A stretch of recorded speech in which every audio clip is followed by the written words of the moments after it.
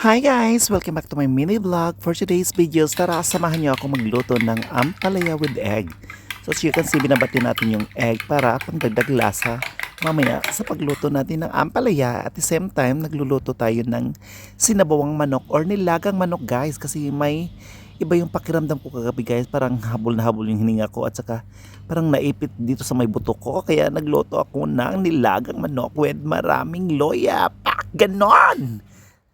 Yan, super daming luya na guys at malalaking sili kasi sili is life, maanghang. I like maanghang guys, super.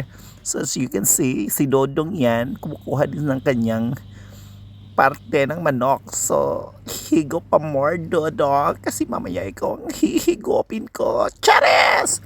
Anyway, ayun nga, nagdagdag din ako ng itlog para pampalakas ng tuhod naming dalawa ni Dodong.